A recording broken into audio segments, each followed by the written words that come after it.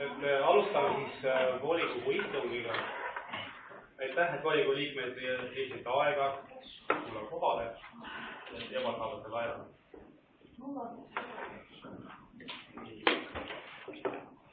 Jah, et meil on esitatud siis linnavalitsuse poolt üks päevakorrapunkt, milleks on COVID-19 eriolukorras kohaliku omavalitsuse üksustele investeeringuteks ja lammutamise ja remontöödega seotud tegevusteks antava täiendava toetuse projektide nimekirja kinnitamine ning toetuse taotluste esitamiseks volituste andmine. Sinna päevakorra juurde minemiseks, kas on avalikke taotlusi? Raivo? Mul on kaks küsimust tegelikult. Esimene küsimus on see, et miks ei küsitud eesseisuse liikmetelt erakorralise volikogu toimimise aega? Ja küsimus kaks, kas antud teema nõuab volikogu esimehe arvates koosseisu häälte enamust või lihtsalt lihthäälte enamust? Aitäh. Antud päevakorrapunkt nõuab ikkagi koosseisu häälte enamust ehk 9 häält. Ja miks tegelikult Eestis ei arutanud, kuna võtsid lahti just oktoobrikuu volikogu eelnõu, kus tegelikult seletuskirjas oli olemas täpselt sama teema. Ja seda arutas ka eelarvekomisjoni eelnõu. Ma täpsustan oma küsimust. Me ei küsinud selle sisu, kuna selle sisu vajalikkus oli meile mõistetav juba eelmise volikogu istungi ajal. Aga just nimelt, et erakorralise volikogu toimumise aja määramine, et see eeldaks nagu eriti paindlikku kooskõlastamist, et me oleme väga pingutanud, et me saaksime tulla, aga paar tundi hiljem oleks see olnud meie fraktsiooni inimestele oluliselt keeruline. Et miks see aja määramine siis? Aja määramine selles mõttes anti nädal aega, kuna lihtsalt see on korraline koosolek, kus oli see 4 päeva, või lihtsalt see erakorraline anti nädal aega. Aga mis takitas eestseisuse liikmetelt kooskõlastust küsimas kellaajale? Selles oli probleem. No võib-olla see oli äkki minu rutakus, nii et ma arvan, et see ei ole väga solvutud. See läheb meile väga kalliks maksma nende asjade kooskõlastamatus, et meie endi jaoks on väga veeluline. Me parandame ennast, aga muidugi aitäh muidugi volikogu liikmed, kes selle viitas, et see asi korda teha ja sellele on ka meil eelnõu siis esitatud. Avalik staatus on palunud.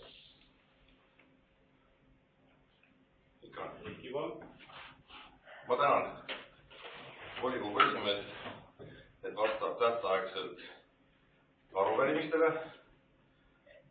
Tähendab, et nõnda nimetatud vastustega on see päris kitsas ausalt öeldes.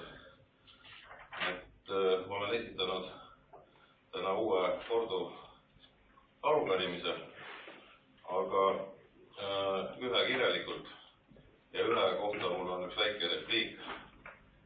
Et see puudutab nüüd linna arengukava ja eelarvestrateegiat. Et volikogu esimees ja aseesimehed ja komisjonide esimehed ja kindlasti ka kõik volikogu liikmed peavad jooksmalt järgima kõikide seaduste muutumist. Aga seadus ei muuda meie sisemisi regulatsioone. Ehk siis kui KOKS muutub, see ei tähenda seda, et meie põhimäärus muutub. Kui meil põhimääruses on mingid kuupäevad kirjas ja mingil põhjusel, et me ei saa tähtajaks neid asju teha, siis ma arvan, et oleks väga hea, kui volikogu liikmeid sellest teavitataks. Et kas oli mingi takistus või ei olnud 15. oktoobriks midagi ette valmistada. Et üks asi on riiklik regulatsioon, teine on sise, aga nüüd tulen selle juurde tagasi, et korduv arupärimine ja see puudutab siis Narva ja Jõesuu linna ja Vaivara valla ühinemislepingut ja selle lisa ja struktuuri. Ja ma ei hakka uuesti seda ette lugema siin, aga ma olen natukene täpsustanud neid sõnastust, et ehk siis saab volikogu esimees aru, et mida ma olen küsinud mina küsisin mitte põhimäärust, vaid mina küsisin ühinemislepingu täitmist. Ja palun tähelepanelikult küsimused üle lugeda ja vastata küsimustele, mitte ajada mingit hoopis kolmandat juttu. Ja üldse, kui vastata küsimustele, arupärimistele, siis palun ikkagi panna ennast volikogu esimehe rolli, mitte eraettevõtjana ega mingi laulu ega mängukaare seal või korteriühistu esimehena seal, aga ikkagi volikogu esimehena palun vastata. Aitäh. Arupärimine on siin ja pärast. Jah, aga aitäh, siis lõpetab sõna teile. Et lähme siis, kui taotlusi ei ole, ettepanekuid ei ole. Minul on üks küsimus. Ma saan praegu aru toimuvast vestlusest, et täna toimub meil siiski erakorraline volikogu istung. Kutses seda märgitud ei olnud. No, ärge võtta nii sõna erakorraline. Jah. Ta ei olnud lihtsalt korraline see, mis me teeme, ütleme lähtuvalt. Aga ma sain aru, et on ikkagi korraline, sest ei olnud märgitud. Ei seda, et ta on erakorraline ja ka põhjust, miks erakorraline kokku kutsub. Erakorraline ei ole jah, aga nii, et päevakorrapunkt on meil ees, eks ole, kas me võime päevakorra kinnitada, et palun käega märku anda, kes on selle poolt. Aitäh, 17 poolt. Päevakorrapunkt on siis eelnevalt ette lugedi ja ettekandjad on märgitud tegi Soosluka Tallinna teadlane.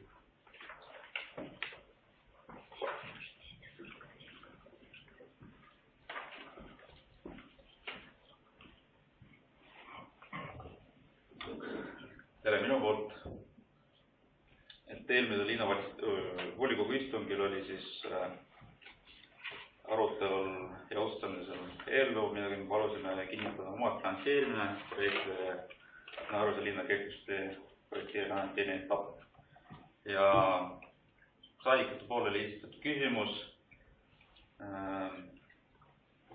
mida me täiendavalt siis veel arutasime ja jõudsime järeldusele ikkagi, et meie poolt oli kõik tehtud õieti. Selle kohta meil on ka kirjalik kinnitus olemas ministeeriumite poolt, aga tõlgendades seda sõna, et kohaliku omavalitsuse üksus, me leidsime, et selle nimekirja esitamiseks või kinnitamiseks peab olema täiendavalt veel volikogu otsus. Et täna tulimegi täiendavalt välja selle palvega, et kinnitada siis see projektide nimekiri, mida me esitame siis Rahandusministeeriumi. Et lühidalt siis kõik selle otsuse eesmärk ongi minu poolt nagu seletud. Aitäh ettekandjale. Palun küsimused. Üks küsimus on selline, et eelmine kord juhiti 2 korda sellele tähelepanu. 2 korda juhiti tähelepanu, sest me olime seisukohal, et ei pea volikogu läbima.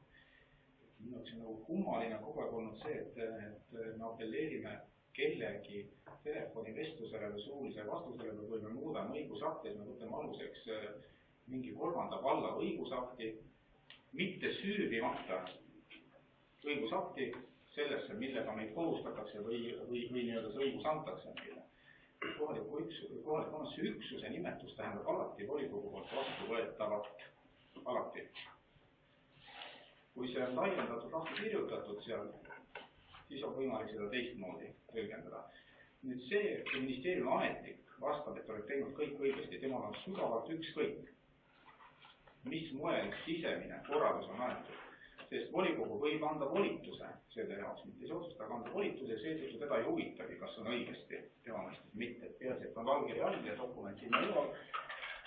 Sama tekib siis, kui me endil vaidlustatakse siin. Nii et mul on küsimus volikogu esimehele, et meil me 2 korda juhtisime tähelepanu, et miks seda siis ei võetud nii-öelda arvesse.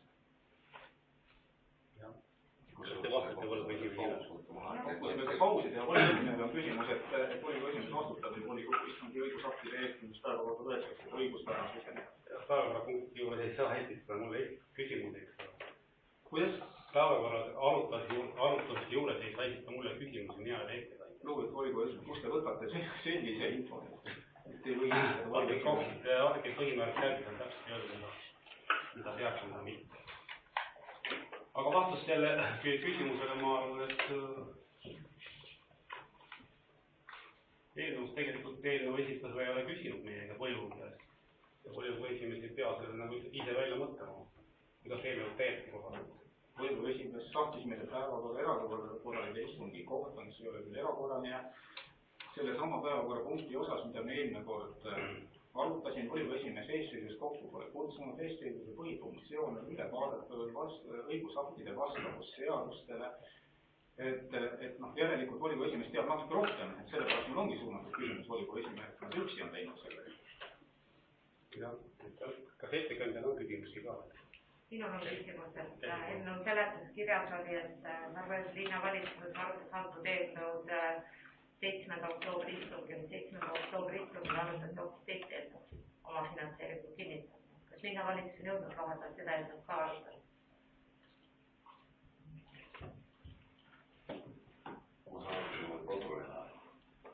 Ei, ma juba tutvusin 7. oktoobril on hoopis teist eelnõu arutatud oma finantseeringu kinnitamist. Ma kohe ei saa vastata, ma pean. Mina võin vastata, et sellest on nii palju, et 7. oktoobril tõepoolest me arutasime. Oli siis arutelu nii lisaeelarve osas kui ka selle eelnõu osas, mis puudutas oma finantseerimise kinnitamist, eks ole. Ja selle eelnõul on nende, et põhimõtteliselt siis, kui sai kinnitatud lisaeelarve, sellele oli täpsustatud investeerimissumma, aga ei olnud täpsustatud selles ma ütlen investeerimisprojekti täpne nimetus. Selle tänase eelnõuga me täpsustame selle investeerimisprojekti täpse nimetus. 7. me arutasime, aga tookord ei olnud täpsustatud täpne investeerimisprojekti nimetus. Põhimõtteliselt me räägime ühest ja samast asjast. Veiko saab küsimusi esitada. Mul on üks küsimus, et sooviksin koopiat sellest istungi päevakorrast ja sellest protokollist, kus seda arutati. Lisadokumentidest ja fraktsiooni esimehel küsida vaheaega selleks. Jah, et võib-olla siis seni, kuni see koopia tuuakse, et teeme siis tõesti 5-minutilise vaheaja. No ootame. Jaa, et see tuleb tagasi. Fraktsiooni poolt küsimus 5 minutit sai täis. Mis on teie info, mida te tulite? Jaa, et saime nüüd aru, et esiteks seletuskirjas on linnavalitsuse seisukoht valesti kirjutatud, ei ole 7. oktoober, vaid hoopis 30. oktoober peab seal olema. Sellepärast see väike segadus tekkis ja siis tuli ka välja, et 30. oktoobri linnavalitsuse istungi dokumendid ei olnud kodulehel nähtavad. Et nüüd me saime selle. Mitte kodulehel siis, vaid Kamporasse. Et aga selles mõttes, et seletuskirjas on siis vale kuupäev, et parandame selle ära. Eks me siin parandame ära. Kas on veel küsimusi? Eesti palun? Ma saan aru, et nende tööde kohta on hanke juba läbi viidud. Tulemused on veel kinnitamata. Kinnitatud. Et ühesõnaga, praegu see mängib rolli selles mõttes, et raha oli nagu eraldatud. Eile tulemused said kinnitatud, praegu käib siis vaidlustamise periood, mis kestab 4 päeva, 10 päeva. Ma sel juhul teeksin siiski võtaksin võimaluse repliigiks ja ütleksin, et ärge tõmmake endale niisugust tuld kaela. Koksis on hästi sõnaselgelt öeldud, et kõik tulevikukohustuste võtmised käivad ainult läbi volikogu. Ehk siis, kui keegi on väga pahatahtlik, siis ta läheb selle tulemusega pärast hoopiski prokuratuuri ja ütleb, et siin on kõvasti ületatud volitusi, ärge tehke seda. Selle eest on nii paljudes omavalitsustes aastate jooksul tekkinud nii paksu pahandust. ja nii paljud inimesed oma koha kaotanud, see on nii elementaarne viga, lihtsalt hoiduge sellest, vaadake KOKS-i volikogu ainupädevuse peatükke ja siis ongi asi lihtne. Mul on teile jah. ja Liina küsimus koos. Mul on selline küsimus ettekandja on ära võtnud.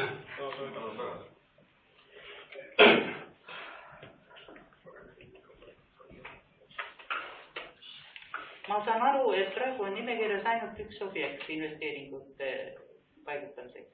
Kas objektide valimisel oli arvutusel ka mõni teine projekt?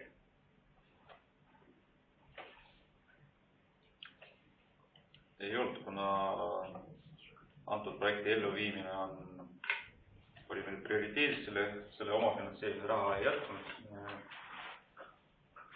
Arvestasime ainult seda projekti. Aitäh. Ma küsisin oma teise küsimuse ka ära, et tegelikult Tiina juba esitas ära, aga meil on ka üürimaja projekt, mis need mõned projektid olid, kui me see aasta eelarve vastu võtsime, siis seal oli seletuskirjas, et lükkame 2021. Miks ma tahtsin seda protokolli näha, oligi see, et mis kaalutlusotsustel tehti, siis teine valitsus kujutles oma seisukoha. Tahate, et mina seletaks seda? Ei, ma küsin, ma lihtsalt, okei, see oli repliik selles mõttes, et aga ärge öelge nii, et see oli ainult number 1. Meil on üürimaja projekt ka. See on ka, jah. Kas keegi oskab selle vastata sellele üürimaja küsimusele? Niimoodi võrrelda, niimoodi võrrelda kaks projekti, eks ole, siis kui vaadata omakorda kasusaaja poole pealt, siis kõik räägivad sellest, et teise etappi on kõigil vaja, eks ole, aga selle üürimaja projekti eluviimiseks meil on veel 2 aastat aega ja lõplik tähtaeg on minu teada juuni või juuli 2022. Ja nagu te teate, et vahepeal on olukord üsna kriitiliselt muutunud meie jaoks, eks ole, seoses nende ressursside taastusega. Ja me niimoodi võrdlesime, otsustasime ikkagi, et kerglikkustee teine etapp on tänase päeva seisuga ikkagi prioriteet. Aga see ei tähenda seda, et me ei hakka selle teise projekti, mis oli teie poolt mainitud, ellu viima, lihtsalt see oli edasi lükkus 1 või isegi 2 aasta võrra. Aitäh. Eiki küsimus? Mul on kohe kahju seda teiseks küsimuseks kulutada, õigemini ma nimetan seda raiskamiseks, aga palun Maksim Värskend, mis see teine etapp, kus kohas kuhu ta on? Te olete iga päev sellega tegeled, esimene, teine, kolmas, neljas. Mis meil nüüd tehtud on ja mis nüüd tegemata? Palju me veel teha jääb, kui selles on tehtud? Meil on 4 etappi, eks ole? Tehtud on praegu? Tehtud on praegu 2. Mitmed? Esimene ja 4. Esimene oli siis mööda Jankoska tänavat, 4. oli siis Metsa pluss Raia pluss Kungla. Ja Kungla on seal 600 väike. See oli 4. Ja teine algab siit samast ristmikust. Ma eelmine kord ütlesin, sul võtsid Puska vabaduse ristmik. Ja lõpeb selle lõppjaotuse juures. Sa tead hästi, kus see... Tähendab, kogu see siis linnavalitsusest lõpus. See on teine etapp. See saab järgmine aasta valmis. Jah. Aitäh. See on aitatud küsimus, see oli väga vähe. Aitäh. Küsimus ettekõrsa linnavalitsus Märeküla pealt. Mul oleks üks küsimus küll. Selles mõttes ma vaatan, et siin on linnas ülesannetus on Rain Saar olnud, et siis me ei saa linna peale küsida, aga ma pean Raini Toial küsima, et kui Käsi ütles, et oli üürimaja ja oli kergliiklustee, et õigusakti kohustuslik osa on kaalutlusotsuse tegemisel nii-öelda kaalutlusmomentide väljatoomine. Mis oli see kaalutluse raskus, selle kaal, mis pani siis nii-öelda kergliiklustee poole. Et siin ei ole nagu sõnagi üürimajast öeldud, et tähendab, kui sellist kaalutlusotsusega peaks olema lahti kirjutatud see. Kaalutluse arutelu kindlasti oli see, et ta lahti kirjutatud ei ole kuskil protokollis, see ei ole küsimus mulle, aga millele nagu meie tuginesime ja miks valitsus oli see, et on 2 need projekti, et üks projekt on see, mis mida ei ole praegu, ehk kergliiklustee, mida üldse linnas ei ole. Teine ma mõtlen seda kui üürimaja. Et üürimaja asemel on praegu üürikorterid, mida inimesed saavad ka kasutada, jah, nad on kehvas seisukorras, aga ikkagi inimestel on võimalus neid kasutada. Aga kergliiklusteega tegemist on selle teelõiguga, mis on eluohtlik inimestele. Ja me iga päev näeme seda, et turistid liiguvad mööda tee äärt ja siin ei olegi, ma arvan, pigem rohkem midagi arutada, et see peab olema ohutu ja ellu viidud ehitatud. Jah, küsimusi?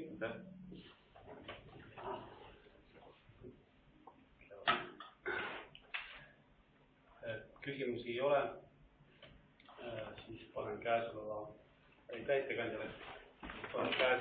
eelnõu hääletusele. Palun käega märkata, kes on eelnõu poolt. Jah, selge. 17 häälega eelnõu vastu. Nüüd järgmise... Rand valetab. Ei valeta. Järgmine volikogu istung, aga Maksim tahab nagu siis... Mul on linnavalitsus poolt, siis kõigepealt etteistusele ettepaneku korraldada järgmine volikogu istung mitte 25. vaid 30. novembril. Põhjuseks on see, et eilsest päevast alates meil käib arengukava avalik väljapanek, avalik arutelu toimub omakorda 20. novembril kell 5. Ja siis jääb meil natuke rohkem aega selleks, et suunata need lõplikult täiendatud dokumendid volikokku ja volikogu järgmisel volikogu istungil need dokumendid antud juhul siis arengukavas ka veebruaril. Lihtsalt ettepanek, et seisust otsustada, aga see on linnavalitsus poolne ettepanek. Ja see on küsimus Eestis, kas linnavolikogu liikmed on ka päri, et istung käsmine ei ole 25, et 30 novembril. Aga miks ta veel nädal hiljem olla kolmapäeval, mis see 30 novembril? Aga kas on probleeme, kas me kardame detsembrit? 1. detsembriks nagu peab olema. Mis asi peab olema? Arengukava. Kas volikogu enne ei aruta arengukava? Ta tulebki komisjoni kõike arutamiseks. Komisjonis? Kõik. Aga volikogule? Ikka tulebki volikogule pärast seda, kui on komisjoni arutanud. Volikogule tuleb ka kinnitamiseks, et 30. kuupäeva jooksul tegeleda arutamisega ja ühtlasi viia läbi muudatused, kui me tahame neid läbi viia. No see ei võta endale nagu üle jõu käivad suurt kohustust. Meid pannakse jälle olukorda, kus me oleme sunnitud otsustama, sest meil ei ole aega asja arutada. Iga aasta tehti küllaltki sama ajaperioodi. Ja me oleme hakkama saanud. Aga olgem ausad, avalik väljapanek ja avalik arutelu ongi selleks, et midagi pakkuda ja täiendada. Järelikult teil on piisavalt aega. Enne volikogu istungi toimumist. Kas avalik väljapanek on välja kuulutatud? Jah, kodulkal on täitsa olemas. Selge, aga tähtele siis ja sega on istung lõppenud.